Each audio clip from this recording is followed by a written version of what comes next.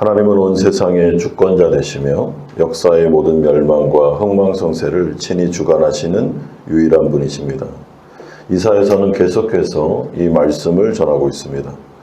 그러므로 당장 눈앞에는 세상의 권력이 손에 잡히고 하나님의 권능은 보이지 않는 것처럼 느껴질 때가 있다 할지라도 우리가 하나님을 의지하여야지 힘의 논리에 따라 제국을 의지하면 안 된다라는 것이 이사야서의 줄기찬 예언의 말씀입니다. 그러나 참된 믿음이라는 것은, 그러므로 참된 믿음이라는 것은 창조의 하나님이 살아계시고 온 세상을 판단하시며 주관하신다. 또한 우리의 인생도 하나님께서 눈동자와 같이 지키고 보호하신다라는 것을 굳게 믿는 것입니다. 이런 점에서 오늘 본문 이사야 34장은 하나님을 거부하고 그 객성을 괴롭혔던 열방과 에돔을 향한 엄중한 심판의 내용이 나오고, 이에 비하여 하나님의 구원 계획은 확고하며 반드시 성취될 것임을 우리 가운데 말씀하고 있습니다. 이사야 선지자는 모든 민족과 백성 그리고 땅과 그 안에 모든 피조물들을 향해서 가까이 나오라라고 명령합니다. 2절에서 보면 여호와의 진노와 분노가 모든 민족과 그들의 모든 군대 위에 임하게 됩니다. 여기서 군대는 단순히 군인뿐만 아니라 주민 전체를 포함하는 것으로 하나님을 대적한 모두를 의미하고, 이들은 진멸당하게 되는데 여기서 이 진멸이라는 말은 그 유명한 헤렘, 그러니까 완전히 소멸되는 것을 뜻합니다. 그리고 그 전리품은 하나님께서 가져가십니다. 그러므로 이 헤렘이라는 것은 하나님의 전쟁, 하나님께서 친히 전쟁을 이루시겠다라는 뜻을 가지고 있습니다. 그러니 이 전쟁의 심판의 참혹함과 격렬함이 어떻겠습니까? 온 우주로 이 심판이 확대되는데 3절에서 4절에 보시면 찔려 죽은 자들이 내던져지고 시체에서 악취가 올라오고 산들이 피해 녹아내리고 하늘의 모든 군대가 포도나무 잎처럼 떨어지는 그런 일들이 일어나게 될 것임을 말씀합니다. 그러면서 이어지는 5절에서 7절에 이사야 선지자는 비로소 에돔을 향한 심판을 선포하고 있는 것입니다. 이때 에돔은 특정 민족에 국한되기보다는 하나님을 대적했던 모든 민족과 나라들 그리고 백성들을 말합니다. 이들은 완전한 파멸을 당하게 될 거다라는 것이죠. 따라서 이사야 선지자는 이 세상의 마지막 하나님의 마지막 심판을 내다보고 있습니다. 이렇듯 이 세상에 존재했던 세상의 권력 그리고 그 모든 교만함은 하나님의 심판대 앞에서 절대로 버틸 수 없고 오직 하나님 홀로만 높임을 받게 될 것임을 우리 가운데 말씀합니다. 그러므로 이러한 말씀을 왜 하시겠습니까? 이런 상황 속에서 우리는 어떤 인생을 살아야 되느냐라는 말씀이죠. 결코 아수르나 바벨론, 애굽 그리고 오늘 본문에 나오는 에돔과 같은 열방을 의지해서는 안 된다라는 것입니다. 그런데 우리 가운데 있는 착시현상, 어떻게 보면은 이 세상에 눈에 보이는 게 전부인 것처럼 생각하는 그런 생각들, 여러분 조심하셔야 됩니다. 눈에 보이는 게 전부가 아닙니다. 눈에 보이지 않는 또 다른 세상, 하나님의 나라, 거기가 실제로 중요한 나라임을 말씀합니다. 이런 점에서 하나님 나라 백성들의 생사복과 안전은 오직 하나님의 손에 달려 있음을 말씀하고, 하나님은 끝까지 우리를 인도하시겠다라고 말씀하고 있습니다. 그러므로 에돔과 같은 이런 나라들을 의지하지 말고 피조물을 의지하지 말고 주님을 바라보라. 여러분, 이사야서 1장부터 시작된 이 말씀이 34장에 이르러서도 계속해서 반복되죠. 성경은 어떻게 보면 반복의 연속입니다. 왜 그럴까요? 여러분, 진실은 또한 진리는 반복해야 됩니다. 이것이 너무나도 중요하기 때문에 우리가 마음에 새길 때까지, 이 말씀이 우리의 영혼에 새겨질 때까지 계속해서 반복되는 것입니다. 여러분, 그러므로 우리의 마음속의 영혼에 이 말씀을 새기십시오. 오직 생사화복은 하나님께 있으며 우리는 절대로 피조물을 의지해서는 안 된다. 눈에 보이는 권력자들, 눈에 보이는 실세들이 우리의 안전을 책임져 주지 못한다라는 사실입니다.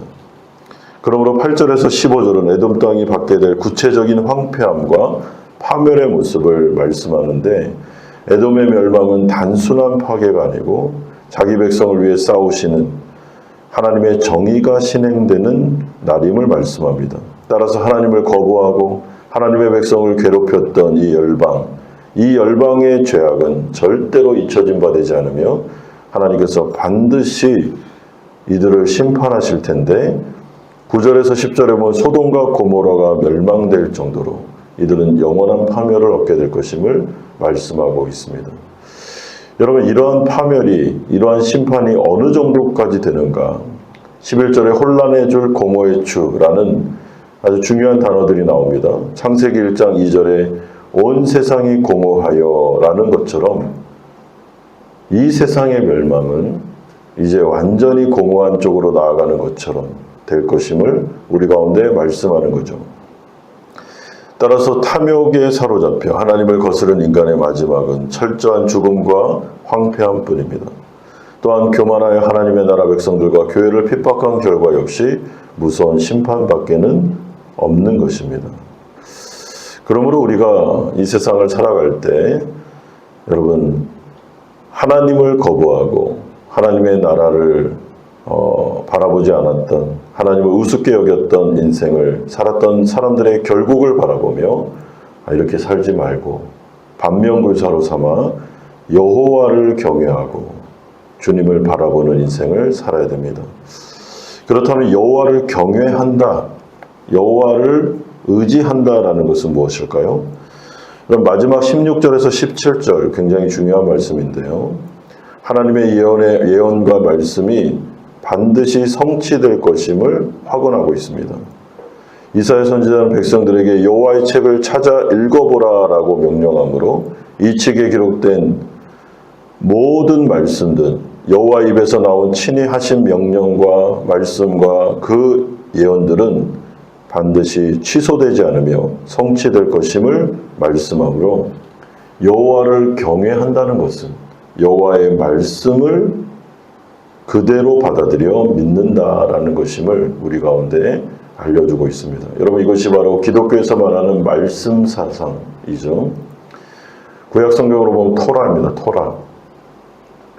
그러므로 쉐마 이스라엘이라고 말씀하죠. 여호와의 말씀을 듣는 것입니다.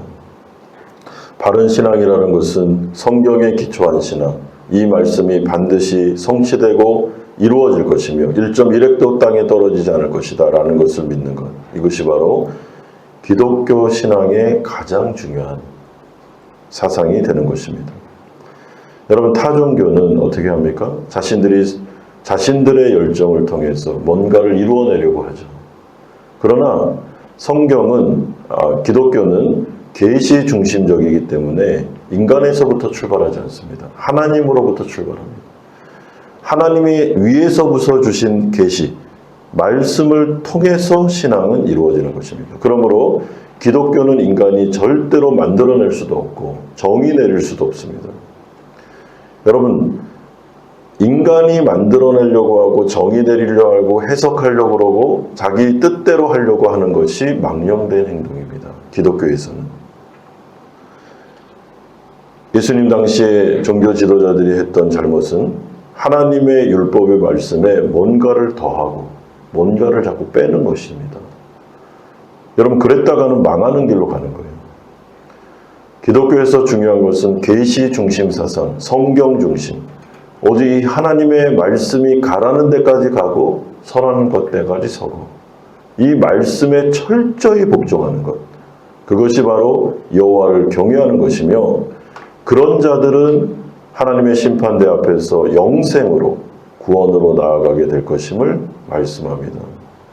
이런 점에서 이스라엘 백성들, 특별히 이사야 선지자에 나오는 그 거짓된 교사들, 거짓 선지자들의 문제는 하나님의 계시 중심적인 복음을 전한 것이 아니고 자기들이 원하는, 또한 청중이 원하는 말씀을 전함으로 그 거짓 선지자들과 백성들이 모두 멸망하는 그런 비참한 신세가 되어버린 것입니다.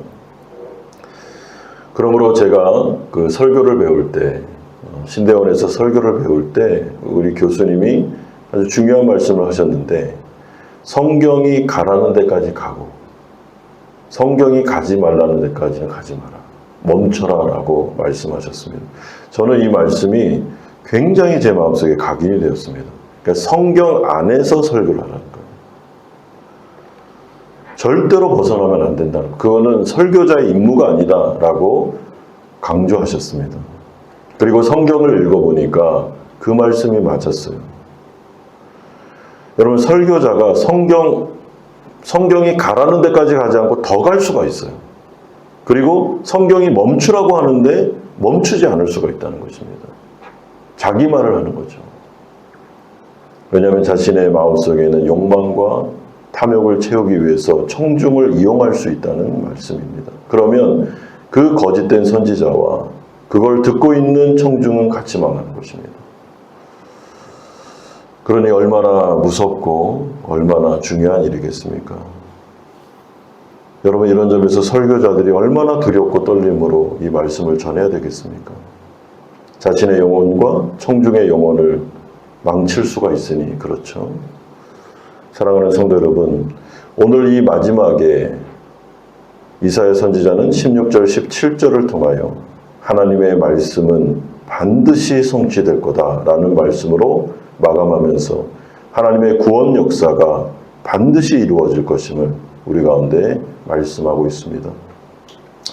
그러니 세상의 권력자들이 판을 치고 교만한 자들이 하늘 높은 줄 모르고 교만을 떨을 때, 여러분, 이 세상에 눈에 보이는 모든 권력자들이 이 세상을 주관하는 것처럼 보여도 마지막은 힘의 논리가 아닌 하나님의 말씀에 따라 모든 것이 이루어지게 될 것임을 기억하고, 우리는 시편 1편 2절의 말씀처럼 여호와 율법을 주야로 묵상하며 이 말씀대로 될 것이다 라는 굳은 믿음을 가지고 고난과 환난이 온다 할지라도 강대국을 의지하지 마시고 오직 여호와 하나님만을 의지하심으로 마지막 심판대 앞에 잘했다 칭찬받고 영생으로 들어가는 모든 성도님들 되시기를, 또한 이 세상 가운데 어렵고 힘들다 할지라도 주님의 인도하심을 체험하는 여러분의 인생이 되시기를 주 예수 그리스도의 이름으로 축원드립니다.